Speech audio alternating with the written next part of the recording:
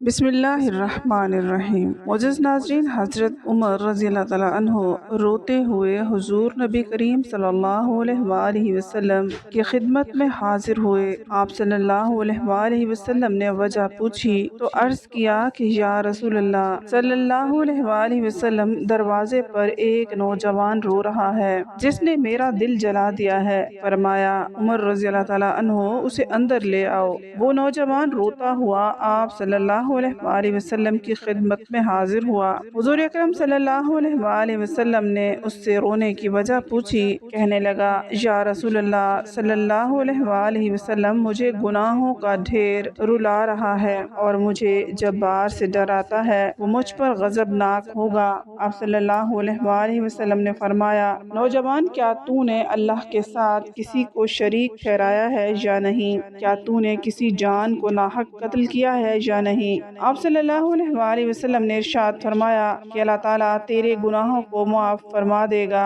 اگرچہ 7 آسمانوں 7 زمینوں اور تمام پہاڑوں کے برابر۔ اور نوجوان بولا، حضور، میرے گناہ 7 آسمانوں زمین اور پہاڑوں سے بھی بڑھے ہوئے ہیں۔ آپ صلی اللہ علیہ وآلہ وسلم نے ارشاد فرمایا، تیرا گناہ بڑا ہے یا اللہ؟ اس نے کہا، میرا گناہ بڑا ہے۔ ارشاد فرمایا، تیرا گناہ بڑا ہے یا تیرا اللہ؟ کہنے لگا، ہاں البتہ میرا اللہ، اور اس کا رحم بہت بڑا ہے۔ بس ارشاد فرمایا کہ گناہ عظیم کو خدا عظیم ہی معاف فرمائے گا جو بہت ہی عفو درگزر کرنے والا ہے۔ پھر فرمایا، ذرا اپنا گناہ تو بتا۔ اس نے عرض کیا کہ یا رسول اللہ صلی اللہ علیہ وآلہ وسلم، مجھے آپ صلی اللہ علیہ وآلہ وسلم سے حیا آتی ہے۔ آپ صلی اللہ علیہ وآلہ وسلم نے پھر پوچھا۔ کہنے لگا، میں کفن چور تھا اور 7 سال تک یہی پیشہ کیا۔ ایک دفعہ انصار کی ایک لڑکی فوت ہوئی، میں نے اس کی قبر کھودی، کفن اتار کر چل دیا۔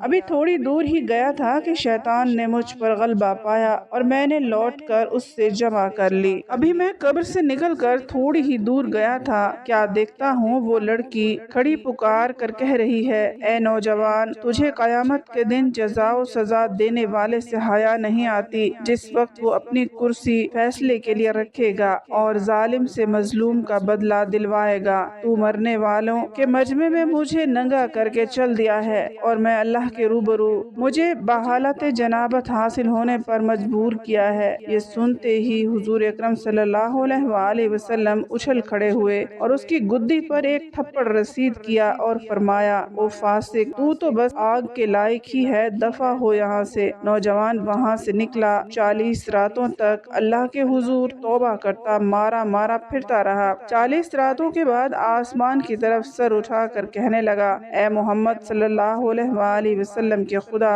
آدم اور حوا کے معبود، اگر تجھے میری توبہ منظور ہے تو حضور اکرم صلی اللہ علیہ وآلہ وسلم اور آپ صلی اللہ علیہ وآلہ وسلم کے صحابہ کرام کو اس کی خبر دے دے، ورنہ پھر آگ بھیج کر مجھے جلا دے اور آخرت کے عذاب سے نجات دے دے۔ اتنے میں جبرائیل علیہ السلام تشریف لائے اور سلام کہا اور اللہ تعالیٰ کی طرف سے آپ کو سلام پہنچایا۔ جبرائیل علیہ السلام نے کہا کہ اللہ تعالیٰ فرماتے ہیں کہ ہم مخلوق کو آپ نے پیدا کیا ہے۔ فرمایا، مجھے بھی اور تمام مخلوق کو اسی نے پیدا فرمایا ہے۔ عرض کیا، وہ پوچھتے ہیں کہ کیا آپ مخلوق کو رزق دیتے ہیں؟ فرمایا، بلکہ مجھے بھی اور تمام مخلوق کو اللہ تعالیٰ ہی رزق دیتے ہیں۔ عرض کیا، وہ پوچھتے ہیں کیا بندوں کی توبہ آپ قبول کرتے ہیں؟ فرمایا، بلکہ میری بھی اور تمام بندوں کی توبہ وہی قبول فرماتے ہیں۔ پھر کہا کہ اللہ تعالیٰ فرماتا ہے، میں نے اپنے بندے کی توبہ قبول کر لی ہے، آپ بھی اس پر نگاہ شفقت فرمائیے۔ حضور اکرم صلی اللہ علیہ وآلہ وسلم نے اس نوجوان کو بلا کر اسے توبہ قبول ہونے کی بشارت سنائی۔ اللہ تعالیٰ سے دعا ہے کہ اللہ تعالیٰ